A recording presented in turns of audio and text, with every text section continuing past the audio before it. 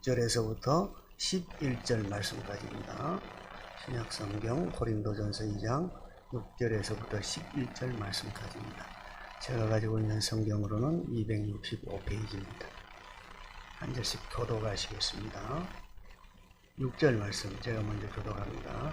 받들어 읽겠습니다. 그러나 우리가 온전한 자들 중에서는 지혜를 말하노니 이는 이 세상의 지혜가 아니요 또 이 세상에서 없어질 통치자들의 지혜도 아니요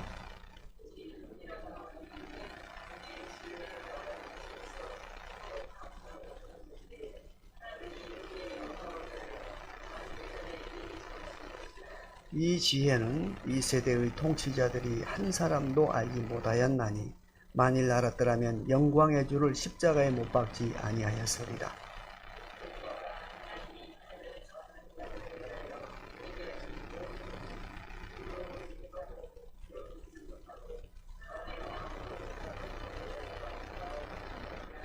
오직 하나님이 성령으로 이것을 우리에게 보이셨으니 성령은 모든 것 곧 하나님의 깊은 것까지도 통달하시느니라. 사람의 일을 사람의 속에 있는 영의 일 누가 알려? 이와 같이 하나님의 일도 하나님의 영 외에는 아무도 알지 못하느니라. 아멘. 기도하고 말씀 전해 올리겠습니다. 고마우신 아버지 하나님, 이 수요 예배 시간을 통하여 하나님의 말씀으로 빛과 은혜 나눌 수 있는 귀한 시간 주심을 감사합니다. 하나님의 지혜라는 제목으로 우리의 은혜를 나누고자 하는데 과연 하나님의 지혜가 무엇인가 깨닫는 시간이 되게 하여 주시고 그 하나님의 지혜를 우리의 삶 속에 잘 적용하여 우리의 삶이 늘 기쁨과 감사와 찬양이 넘치는 복된 삶이 되도록 인도하여 주옵소서. 이른 지혜와 능력을 깨닫는 말씀의 시간이 되도록 역사하여 주옵소서. 예수님의 이름으로 감사하며 기도 올려옵나이다. 아멘. 감사합니다. 날씨가 좀 쌀랑해졌죠? 좀 환절기고 그러니까 감기들 조심하시고 또 좀 있으면 예방주사 다 맞아야 되잖아요. 우리 다 뭐 거의 뭐 해당되는 분들이니까 다 맞고 빠지지 마십시오. 그것도 우리의 육신의 건강을 지켜가는 지혜 아닙니까? 이거 맞지 마시고 또 금년에는 감기 뭐 이런 뭐 코로나 이런 거 하나도 접근하지 못하는 우리 사랑의 교회가 되기를 축복합니다. 우리 인사 한번 할까요? 오직 예수님밖에 없습니다. 오직 예수님밖에 없습니다. 감사합니다. 말씀 전해드릴게요. 오늘 우리가 같이 은혜 나누는 말씀의 제목은 하나님의 지혜다 하는 그런 제목을 가지고 빛의 은혜를 나누고자 합니다. 오늘 고린도전서 2장 6절부터 11절 말씀까지는 사도 바울이 고린도 교회를 향한 어떤 권면 또는 또 염려 비슷한 그러한 내용의 말씀입니다. 왜 사도 바울이 2차 전도 여행 때 고린도 교회를 세우고 또 에베소에 가서 있으면서 고린도 교회가 여러 가지 어지럽다는 말씀을 듣고 보낸 편지가 바로 고린도 전서입니다. 또 뒤에 있는 고린도 후서가 있고 원래 고린도서는 전서, 후서, 3서가 세 권이 있었다고 그러는데 3서는 전해지지를 않습니다. 그래서 고린도 전서와 후서밖에 저희들이 모르고 있습니다. 왜냐하면 이 기록해 놓은 고린도 3서 서신이 분실됐다고 그래요. 그래서 전해지지 않는 것입니다. 고린도 3서까지 있었는데 3서는 전해지지 않는다. 이렇게 기억하시고 본래 이제 고린도 교회는 바울이 2차 전도 여행 때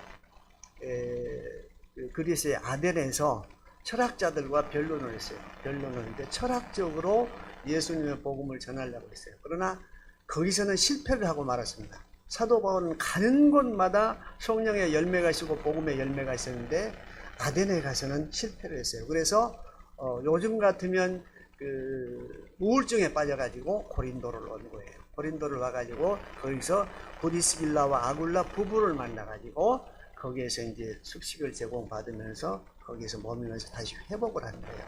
거기에서 사도 바울이 장막 만드는 기술이 있잖아요.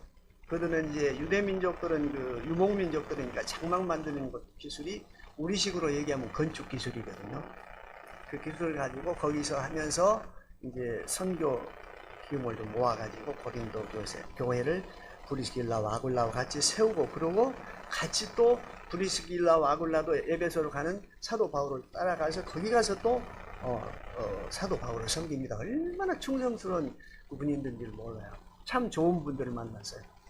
세워놓은 교회인데 교회가 어지럽다고 그러니까 사도 바울이 편지를 보낸 것이 고린도전서입니다. 고린도전서인데 이 고린도서를 이해하기 위해서는 고린도 지방이 어떤 지방인가, 이게 고린도 교회가 분란하고 분열이 될 수밖에 없는 그런 요인들이 많이 있었어요. 그래서 이해를 해야 됩니다.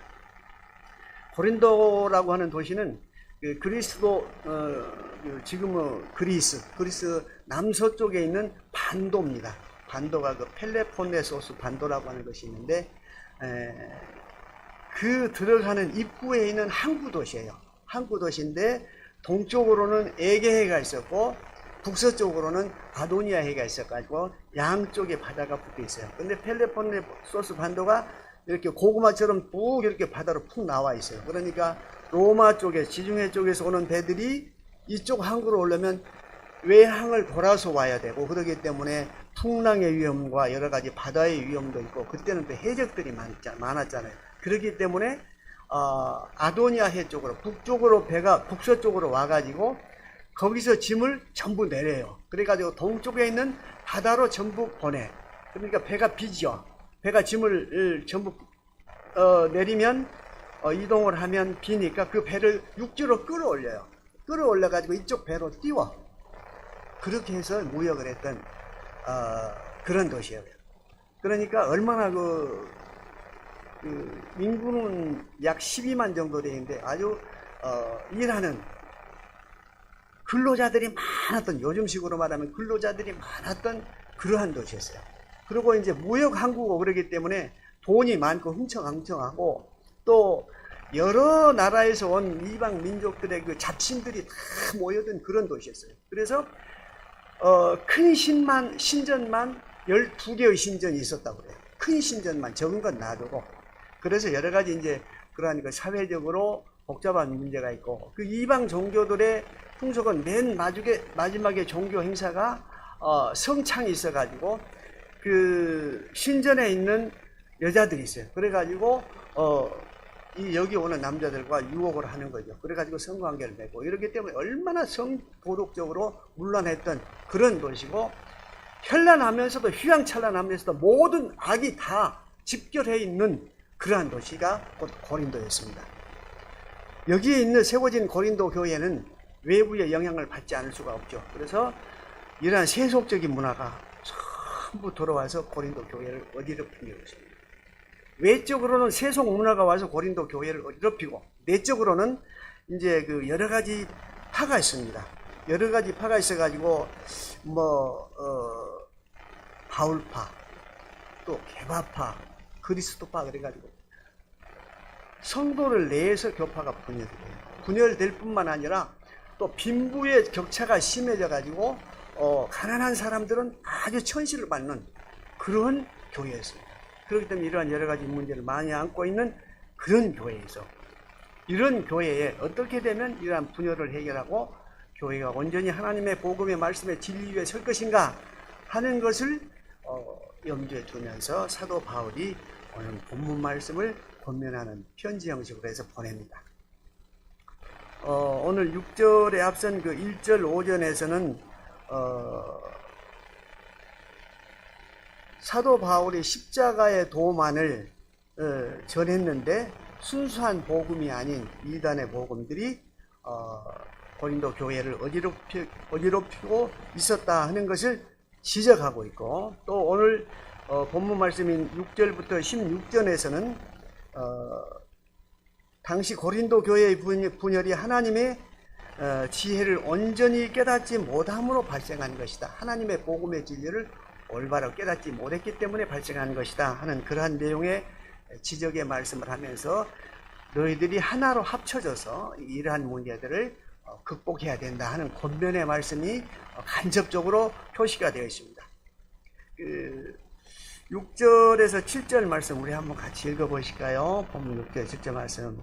그러나 우리가 온전한 자들 중에서는 지혜를 말하노니 이는 이 세상의 지혜가 아니요 또 이 세상에서 없어질 통치자적 지혜도 아니요 오직 은밀한 가운데 있는 하나님의 지혜를 말하는 것으로서 곧 감추어졌던 것인데 하나님이 우리의 영광을 위하여 만세전에 미리 정하신 것이라 이렇게 얘기하고 있습니다. 성도의 영광을 위하여 만세전부터 정해 주시고 감추어지신 하나님의 은밀한 지혜에 대해서 기록하고 있죠. 그 은밀한 지혜가 쭉 이제 본문 말씀을 검토하면서 말씀을 드리겠습니다. 6절에 보면 온전한 자들 이렇게 있는데 그 온전한 자들이라고 하는 것은 육적으로 성숙한 성인들 이러한 사람들을 가리키고 있는 말인데 본래적인 말인데 영적으로 성숙한 자들 이렇게 말할 수 있습니다. 그래서 여기서 6절에서는 육적인 사람과 영적인 사람을 구분해서 이야기를 하고 있습니다. 육적인 사람은 하나님의 지혜를 깨닫지 못한 사람, 또 시기와 분쟁을 하는 자들, 또 미성숙한 자들 이렇게 말할 수 있고, 또 영적인 사람은 성령으로 깨달은 사람들, 또 진리에 바로 서 있는 사람들, 또 성숙한 사람들 이러한 사람들을 영적인 사람이라 이렇게 얘기를 할 수가 있습니다. 또 여기서 바울이 말하고자 하는 것은 고린도 교회 성도들은 그리스도 예수 안에서 하나님의 은사를 충만하게 받았습니다. 받았지만 자기들이 좋아하는 지도자를 따라서 지도자를 중심으로 분열하고 분쟁했다 하는 것입니다. 오늘날의 큰 교회들 보면 되게 이러한 그 분쟁과 분열이 없는 교회가 거의 없죠. 거의 없습니다. 완벽한 교회는 없습니다. 지구상에서 우리가 완벽한 교회, 흠이나 이런 게 아무것도 없는 그러한 교회를 찾는다고 하면 그 찾는 자체가 잘못된 것입니다. 왜냐하면 완벽하지 못한 사탄의 절반의 권세를 가지고 있는 이 세상에는 항상 모든 기독교 공동체 내에는 이러한 어려움이 있고 분열과 혼란이 있을 수밖에 없습니다. 그렇기 때문에 고린도 교회도 마찬가지였습니다. 거기다가 고린도 교회는 사회적 분위기가 엄청나게 혼란스러웠기 때문에 거기에서 사는 성도들도 거기에 아무래도 세속 문화에 접하고 살기 때문에 세속 문화의 영향을 받을 수밖에 없는 그런 위치에 있었죠. 그래서 사도 바울은 이러한 자들을 경계하면서 빨리 그런 데서 돌아서라, 분열과 불평에서 돌아서라 이렇게 얘기를 한 것입니다. 이렇게 분열과 분쟁을 했다고 해서 고린도 교회 성도들이 그리스도 밖에 있다거나 성령을 받지 못했다거나 하는 것은 아무런 증거가 없습니다. 성령을 받았고 그리스도 안에 있으면서도 분열을 한다는 것이에요. 내가 좋아하는 그러한 어떤 교회 지도자들, 그 사람을 따르는 것이 어떤 그 바른 믿음이다 이런 생각을 가졌겠죠. 대부분 그 한국 교회 내에서도 분열하는 교회들 보면 있잖아요. 자기들이 따르는 사람들 있잖아요. 그분들이 옳은 사람이라고, 그것이 바른 믿음이라고 생각을 하면서 따라가지않아요. 그렇기 때문에 분란이 커지잖아요. 옳지 못한 그러한 일을 하면서도 옳은 것처럼 보이게 만듭니다. 누가 하는 거예요? 사단이 그렇게 만듭니다. 우리의 눈을 어둡게 만들어버립니다. 우리의 눈에 신앙의 색안경을 쓰고 보도록 만들어버립니다. 절대적으로 그것은 잘못한 것입니다. 그때마다 분열과 혼란이 있을 때마다 우리는 주님 앞에 겸손히 조용히 기도해야 됩니다. 주님, 어떤 것이 옳은 길입니까? 주님이 원하는 길은 어떤 것입니까? 분열이 될 때 어떻게 하는 것이 좋습니까? 주님 앞에 기도해야 됩니다. 그러면 주님께서 지혜를 주십니다. 그 지혜는 창세전에 만세전에 준비해 놓으신 것입니다. 그래서 고린도 교회는 문제가 있습니다. 성령을 받았음에도 불구하고 또 은혜를 받았음에도 불구하고 분열과 혼란 속에 휩싸여 간다고 하는 것입니다. 이건 사탄이 역사하는 것입니다. 그렇기 때문에 우리가 현재적으로 현실 속에서도 교회들이 어려움이 있을 때 항상 정신 바짝 차려야 됩니다. 바짝 차리고 기도해야 됩니다. 기도하게 되면, 묵상하고 기도하면 하나님께서 알게 만들어 주십니다. 왜냐하면 우리가 예수 그리스도를 믿으면 그 믿는 순간에 우리가 인식하지 못할지라도 성령이 같이 우리 안에 오시잖아요. 같이 오시잖아요. 그 성령님이 우리로 하여금 알게 만들어 주시고 깨닫게 하여 주시고 어떻게 행동할 것인가를 가르쳐 주십니다. 이것을 인정해야 됩니다. 이렇게 인정하면 성령님께서 우리를 항상 인도해 주시고 역사를 볼 수 있는 눈을 열어주시고 큰 역사뿐만 아니라 작은 역사 우리 가정 내에서도 성령님이 우리가 어떻게 할 것을 가르쳐 주십니다. 굉장히 이건 중요합니다. 성령님이 내 안에 계시고 또 그 성령님께 물으면 반드시 나에게 바른 길과 지혜를 주신다고 하는 확신을 가져야 됩니다. 확신을 가지면 확실하게 성령님이 우리에게 가르쳐 주십니다. 또 6절에서 9절 말씀에는 그냥 제가 본문을 읽지 않고 말씀드릴게요.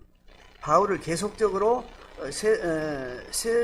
세상의 지혜와 하나님의 지혜를 대조시키고 있습니다. 세상의 지혜는 어떤 것이고 하나님의 지혜는 어떤 것인가를 하는 것을 대조적으로 얘기를 해주고 있습니다. 고린도 교회 여러 가지 문제가 그 하나님의 지혜가 아니라 사람의 지혜에 따라 사람의 생각을 따라서 행동한 그 결과로 일어난 것이라 하는 것을 사도 바울은 가르쳐주고 있습니다. 앞에서 말씀드린 6절에서 바울은 자신이 고린도 교회에 전한 복음이 7절에서 언급된 하나님의 은밀한 그 지혜에 근거한 것이지 세상의 지혜나 통치자들의 지혜에 근거한 것이 아니라고 하는 것입니다. 6절에서는 부정적으로 얘기를 했는데 7절에서는 긍정적으로 얘기를 하는 것입니다. 세상으로 번역된 그 말은 세상보다는 세대를 의미하는 그러한 말이라고 합니다. 이 세상은 악한 세대, 사탄이 지배하고 있는 세상이기 때문에 악한 세대고, 악한 세대의 지혜는 하나님의 지혜에 대해서 반역하는 인본주의적인 그러한 지혜를 얘기합니다. 이 악한 세대의 지혜는 하나님의 지혜에 반대하는 인본주의적 지혜라 하는 것입니다. 인본주의 많이 들어봤죠. 사람의 생각대로 성경을 해석하고 사람의 생각이 옳은 대로 따라가고 이것이 인본주의라고 하는 것입니다. 우리가 살고 있는 이 세계는 종교가 약 3,000가지 정도, 공식적으로 인정된 종교가 약 3,000가지 종교가 있다고 합니다.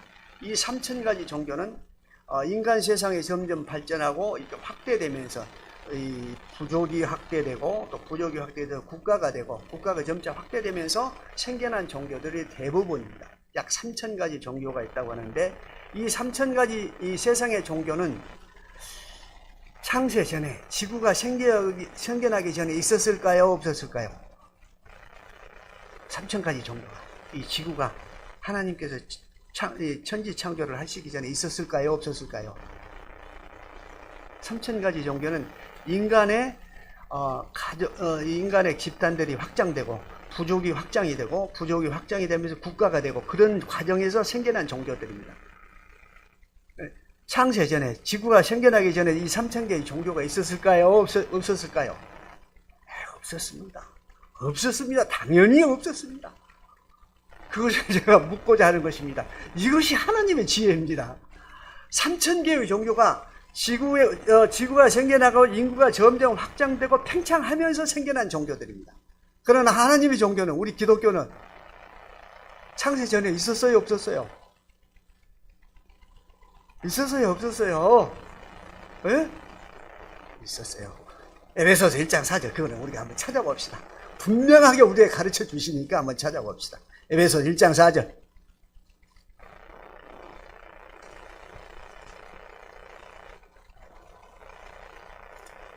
에베소서 1장 4절. 다 찾으셨죠? 네, 합독합니다. 곧 창세전에 그리스도 안에서 우리를 택하사 우리로 사랑 안에서 그 앞에 거룩하고 흠이 없게 하시려고 이렇게 기록되어 있고, 요한복음 1장 1절은 태초에 말씀이 계시니라 이 말씀이 하나님과 함께 계셨으니 이 말씀은 곧 하나님이시니라. 분명히 우리에게 가르쳐 주십니다. 요한복음 1장 1절에서 말하는 태초는 우리가 말하는 그 시간이 아니고 하나님의 시간, 헬라어로 말하면 아르케, 영원한 그 하나님의 시작도 없고 끝이 없는 그 하나님의 시간 속에서 말씀이 존재하고 그 말씀이 곧 하나님이시다, 예수님이라 하는 그런 얘기예요. 에베소서 1장 4절에서는 곧 창세 전에 세상이 만들어지기 전에 그리스도 안에서 우리를 택하사 이렇게 얘기를 하고 계시잖아요.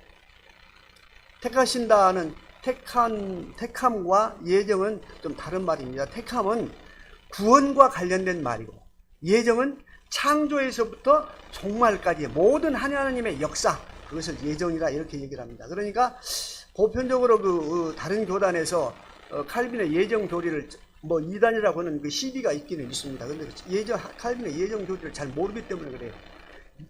선택이라고 하는 것은, 믿음이라고 하는 것은 이 예정 안에 포함된 것입니다. 그렇게 잘 모르고 하는 거예요. 칼빈을 정확히 알지도 못하는데 칼빈은 이단이라고 하면 그렇게 말하는 사람이 이단이야. 그렇게 가르치는 교단이 있어요. 그렇기 때문에 우리가 믿는 이 기독교는 이 세상이 창조하기 전에, 우리가 이 땅에 오기 전에 이미 하나님께서 다 알고 계시고 이 기독교는 존재했었다. 무엇으로 존재했어요? 말씀으로 존재했다고 하는 것이죠. 그 말씀으로 존재했던 그 하나님께서 우리를 택해 주셨다 이 말이에요. 그러니까 얼마나 귀한 존재들입니까? 천지 창조 이전에, 우주가 생겨나기 전에 우리는 하나님으로부터 이미 택함을 받았다. 예수 그리스도는 믿음으로 택함을 받았다. 얼마나 귀합니까? 그것이 이 인본주의적인 지혜, 그러니까 세상 지혜, 성경을 인본주의적으로 해석하는 사람들은 이런 지혜를 모릅니다. 말하면 안 먹히거든요. 뭐 그런 게 있어, 이해가 안 가, 이렇게 얘기합니다.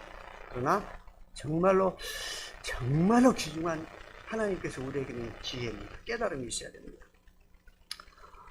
또 바울은 6절에서 사람의 지혜와 하나님의 지혜를 선명하게 대조시키고 있죠. 7절에서는 바울이 온전한 자들에게 말하는 지혜는 무엇인가 하는 의문이 있는데, 은밀한 가운데는 하나님의 지혜, 이것이 바울이 하나님의 지혜라 이렇게 정의를 하고 있습니다. 7절에 오직이라고 번역된 말이 있는데, 세상의 지혜도 없어지고 통치자들의 지혜도 없어지지만은 오직이라는 말은 하나님의 지혜는 영원히 이렇게 존속이 된다, 지속이 된다 하는 그런 것입니다. 또 하나님의 지혜는 지혜가 하나님으로부터 연유한다, 지혜가 하나님으로부터 나왔다 하는 그러한 의미가 들어있는 것입니다. 이 지혜는 그 은밀한 가운데 있는 지혜입니다. 이 지혜가 무슨 지혜이겠습니까? 이 지혜가 무슨 지혜겠어? 예수님께서 이 땅에 오셔서 인류를 구원하시기 위한 구속의 지혜입니다. 그래서 예수 그리스도를 믿으면 구원을 얻는다고 하는 구원의 진리입니다. 이것이 이제 그 사도 바울은 감추어졌다 이렇게 얘기를 하고 있습니다. 감추어진 하나님의 지혜, 이것은 인간의 논리적 추구나 상상을 통해서는 절대 알 수 없는 그런 지혜다 하는 것입니다. 오직 하나님이 보여주셔야만이 알 수 있는 지혜다 하는 것입니다. 우리가 잘 아는 성령이 조명해 주셔야만이, 성령이 보여주셔야만이 알 수 있는 지혜, 이것이 곧 하나님의 지혜라 하는 것입니다. 그러니까 하나님의 지혜는 하나님을 알지 못하는 인본주의자들은 알 수 없는 지혜다 하는 것입니다. 아무리 말을 해도 그들은 깨달을 수 없는 그러한 지혜라고 하는 것입니다. 그래서 하나님께서 우리가 예수 그리스도를 믿으면 그 순간에 무엇을 주신다 그래서 성령을 우리 안에 주신다 그랬죠. 우리 안에 계시는 그 성령님을 통해서 그 성령님이 우리 영의 눈을 밝게 열어주셔요. 그래서 알 수 있도록 하는 지혜, 그것이 곧 하나님의 지혜라 하는 것입니다. 이러한 하나님의 지혜는 조금 전에 말씀드린 대로 창세 전에 이미 예정되었다, 구상이 되었다는 것입니다. 하나님의 예정과 경륜 가운데 있는 그런 지혜라 하는 그러한 것입니다. 8절 말씀에 보면 영광의 주를 십자가에 못 박지 아니하였으리다 하는 그런 내용의 말씀이 있는데, 이 땅의 통치자들이 하나님의 독생하신 아들을, 이 땅에 하나님께서 독생하신 아들을, 독생자 예수를 온 인류를 구원하시기 위해서 이 땅에 보내주신 메시아, 곧 구세주라 하는 것을 알았다면 유대 지도자들이나 또 그 당시에 유대의 통치자들이 예수 그리스도를 십자가에 못 박히지 않았을 것이다 하는 것입니다. 또 영광 하는 말은 본래 헬라어 원어에는 칭찬 또는 의견, 영예 그러한 말인데, 이것은 하나님 아버지와 함께 사용됐던 그러한 말입니다. 구약시대 때는 영광이라는 것이 사람에게는 사용되지 않았던 그러한 용어입니다. 그러나 신약시대에 오면서 그 영광이 예수 그리스도를 통해서 우리에게 적용되는 그런 말씀이 됐어요. 얼마나 감사한지 모릅니다. 구약시대 때는 영광이라는 말이 하나님 이름에만 관련돼서 사용되는데 신약시대 와서 예수님 그리스도께서 십자가에 못 박혀 돌아가신 다음에는 그 지혜를 우리의 영광을 위해 주셨다 하는 것입니다. 얼마나 감사합니까? 하나님께서 누리셨던 그 영광을 우리에게 주셨단 말이에요. 그러면 하나님이 누리셨던 그 영광을 우리에게 주셨으면 우리는 누구예요?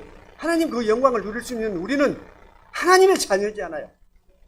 예수 그리스도를 통해서 하나님의 자녀로 삼아주신 우리는 하나님께서 누리셨던 그 영광을, 예수님께서 창세전에 하나님과 같이 누렸던 그 영광을 우리도 누릴 수 있는 하나님의 자녀로 삼아주셨다 하는 것입니다. 하나님과 예수님과 우리, 그 영광의 관점에서 보면 우리도 같이 누릴 수 있는 하나님의 자녀가 되었다. 그것은 영원한 하늘의 백성이 이미 되었다는 것입니다. 우리가 다음에 하늘나라에 가서만이 영광을 누리는 게 아니고 이미 우리는 이 땅에 있으면서 그 영광을 누리며 살 수 있는 자격과 특권이 주어졌다고 하는 것입니다. 이 특권을 감사하게 생각해야 됩니다.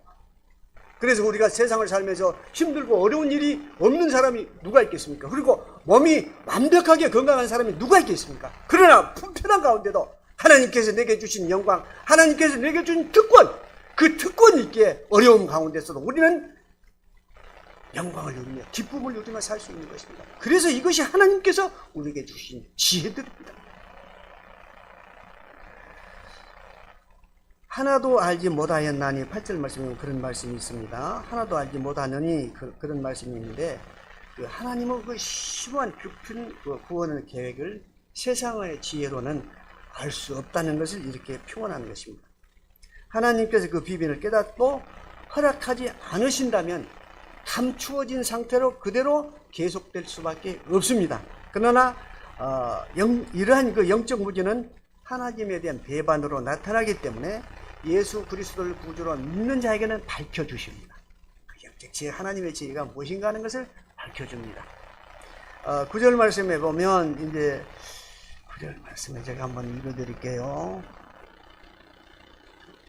길어집니다만 기록된 바 하나님이 자기를 사랑하는 자들을 위하여 예비하신 모든 것은 눈으로 보지 못하고 귀로 듣지 못하고 사람의 마음으로 생각하지도 못하였다 함과 같으니라 하는 말씀인데 조금 이것이 우리가 이해하기가 좀 난해한 그런 부분입니다. 또 여러 가지 그 자료들을 찾아봐도 이 부분에서 정확하게 설명해 준 그러한 자료들은 없습니다. 그러나 이제 오늘 말씀을 준비하면서 많이 묵상을 해봤더니 이해가 가요. 이 말씀에 대해서 9절 말씀에 대해서 그 초대 교부 시절의 교부인 오리겐은 엘리야 묵시록이라고 하는 외경이 있어요. 천주교에서 사용하는 외경이 있고 외경이 있는데 그것을 인용한 것이다 이런 말씀이다 이렇게 얘기를 하고, 또 교부 제롬은 이사야의 승천기라고는 외경이 있습니다. 거기에서 인용하는 말씀이다 이렇게 얘기를 하고 있고, 그 로마의 감독이었던 클레멘트는 70인역 있죠. 70인역은 구약 성경을 헬라어로 번역한 걸 70인역이라고 합니다. 그 70인역에서 이사야서 64장 4절과 연관시키고 있다 이렇게 얘기들을 하고 있습니다. 그런데 성경 그 주석학자들의 추측은 바울은 그 구약의 인용에 있어서 아주 자유스러웠고 또 여러 본문들을 적절히 결합시켜 인용했을 가능성이 있다 이렇게 얘기를 하고 있습니다. 그런데 깊이 묵상을 해봤더니 구약 성경 전체에 흐르는 구약 성경을 이렇게 구절 한 구절에 요약해 놓은 그런 말씀이라는 그런 생각이 들어서 말씀을 드립니다. 왜냐하면 9절 말씀에 보면 하나님이 자기를 사랑하는 자들을 위하여 예비하신 모든 것은 눈으로 보지 못하고 그랬죠. 눈으로 보지 못한 게 뭡니까?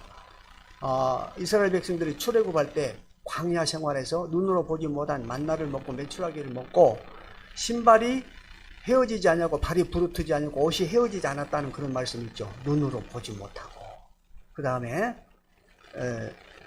귀로 듣지 못하고 사람의 마음으로 생각하지 못하였다 함과 같으니라. 여러 가지 구약 성경에 예들이 많이 있습니다만은 한 가지를 더 말씀드리면 바벨론 70년 포로 생활에서 바벨론 포로에서 고레스 왕의 칙령으로 BC 537년에 해방이 돼서 1차 해방이 돼서 돌아왔죠. 돌아왔는데 그들이 어느 날 갑자기 된 거예요. 어느 날 갑자기. 그래서 그들이 시편 126편에서 어느 날 갑자기 해방된 여호와 하나님을 찬양하는 시편 노래가 시편 126편이라고 지난번에 한번 말씀드렸죠. 그런 것과 같아요. 귀로 듣지 못하고 눈으로 보지 못하고 사람의 마음으로 생각하지 못하는 이 모든 것들이 구약의 요약이에요. 구약의 모든 부분들은 눈으로 보지 못하고 귀로 듣지 못하고 사람의 마음으로 생각하지도 못했던 그런 사건들이잖아요. 그러잖아요. 죄를 용서해 주고 하나님에게 사랑, 엄청난 기적과 이적들, 이 모든 것들 다 보지 못하고 깨닫지 못하고 들어보지 못한 그러한 말씀입니다. 그래서 구약 성경 전체를 요약한 말씀이라 그렇게 저는 생각이 들어서 말씀을 드리는 거예요. 제 생각이 틀릴 수도 있는 거예요. 말씀을 드리는 거예요. 왜냐하면 완벽한 자료들이 없기 때문에, 여기에 대한 자료들이 없기 때문에 그렇게 말씀을 드리는 것입니다. 구약 성경 전체를 고린도전서 2장 9절 한 구절에 요약된 말씀이다. 이렇게 저는 말씀을 드리는 것입니다. 또 사도 바울은 그의 그 학문적인 그 능력이나 여러 가지 언어적인 그 능력으로 봐서 충분히 이러한 구약을 전체적으로 요약해서 이렇게 표현할 수 있었겠다 하는 생각은 들지 않아요. 그러나 이제 그건 바른 해석인지는 모르겠습니다만은 제가 볼 때는 그러한 생각이 든다 하는 것입니다.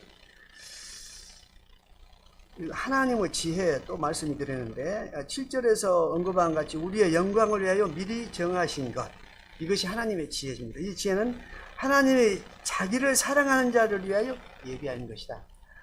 하나님의 지혜는 우리의 영광을 위하여 미리 정하신 것인데 이것은 하나님께서 자기를 사랑하는 자를 위하여 예비하신 것이다. 그것이 무엇이겠어요? 정답, 구원 아닙니까? 구원. 네, 구원. 하나님의 지혜, 그건 구원의 지혜라 하는 것입니다. 바울에게 있어서 하나님이 예비하신 것은 지금도 여전히 알 수 없는 감추어진 비밀이 아니라 이게는 하나님의 계시로 분명히 나타난 그러한 것입니다. 10절에서 이제 그것을 잘 설명을 해주고 있습니다.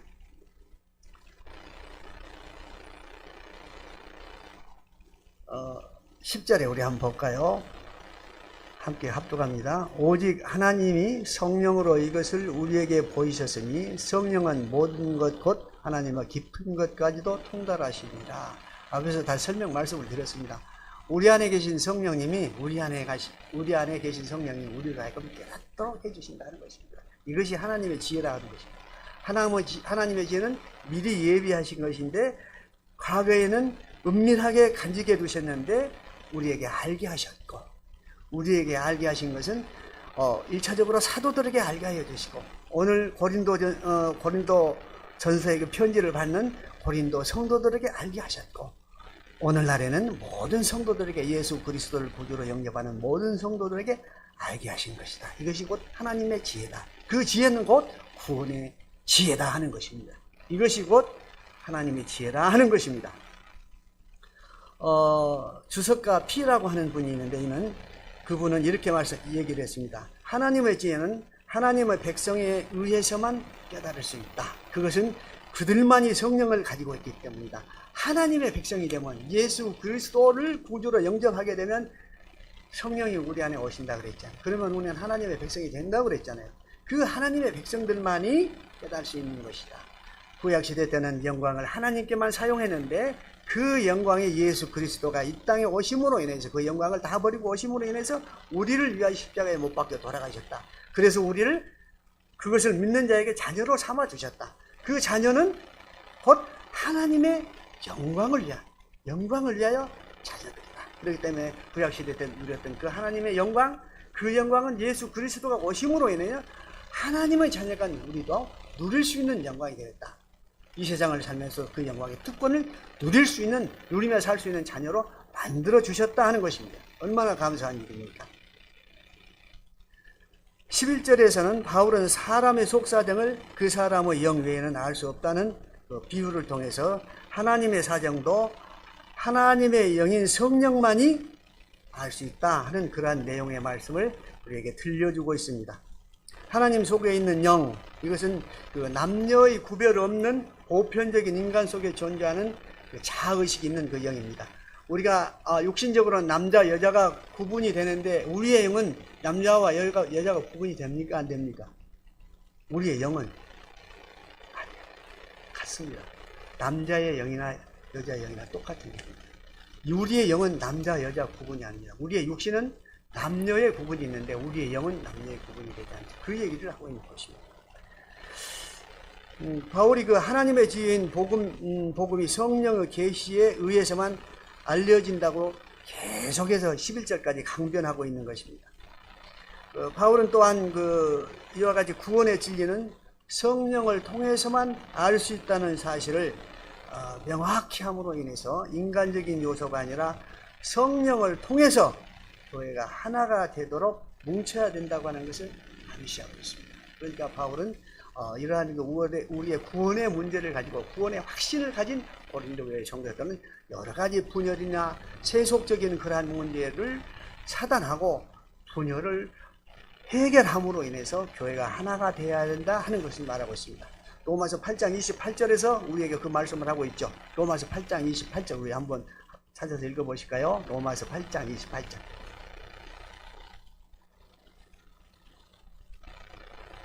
로마서 8장 28절. 찾으셨어요? 합독합니다. 우리가 알거니와 하나님을 사랑하는 자, 곧 그 뜻대로 이름을 받은 자들에게는 모든 것이 합력하여 선을 이루느니라. 고린도 교회에 이러한 합력의 선을 이루라고 하는 사도 바울의 암시가 들어있는 그러한 내용의 말씀입니다. 여러 말씀 드리겠습니다. 또 오늘 본문 말씀 6절부터 11절 말씀까지는 바울은 자신이 선포하는 십자가 복음이 바로 하나님의 지혜다 이런 내용의 말씀을 하고 있고, 온전한 자들만 예수 그리스도 성령을 받아들인 온전한 자들만이 깨달을 수 있는 지혜다 하는 것입니다. 온전한 자라는 것은 성령을 받고 그리스도를 믿는 자, 그리스도를 믿는 자에게는 하나님께서 성령을 주신다 그랬죠. 그런 자들만이 하나님의 지혜를 깨달을 수 있도록 만들어 주신다. 그 하나님의 지혜는 곧 구원의 복음이다 하는 것입니다. 이 구원의 복음을 깨닫는 자는 세상을 살아가면서 항상 기뻐해야 되고, 우리에게 주신 하나님의 자녀로서 누릴 영광의 특권을 누리며 살아야 됩니다. 사탄 마귀의 악한 영향을 그늘이 늘 우리를 지배하도록 만들어서는 안 되고, 그때마다 예수 그리스도 십자가 보혈의 능력으로 물리치면서 하나님의 영광을 누리며 사는, 특권을 누리며 사는 하나님의 자녀가 되어야 됩니다. 그러한 자녀들은 늘 우리의 삶 속에서 기쁨과 감사와 찬양이 넘치는 복된 삶이 될 것입니다. 이런 복된 우리 사랑교회 모든 성도님들이 다 되시기를 바라면서 말씀을 마치겠습니다. 기도하겠습니다. 고마우신 아버지 하나님, 은혜를 감사합니다. 오늘도 우리에게 귀한 말씀 주셔서 피차 은혜 나누게 하여 주시니 감사합니다. 하나님께서 우리에게 주신 지혜, 그것은 우리의 영광을 위해 주신 지혜며 또한 우리의 구원을 위한 지혜인 것을 믿습니다. 이러한 가운데 하나님께서 우리에게 주신 영광의 특권을 이 땅에 있으며 누리며 사는 복된 우리 성도님들 다대로 역사하여 주옵소서. 예수님의 이름으로 기도 올려옵나이다.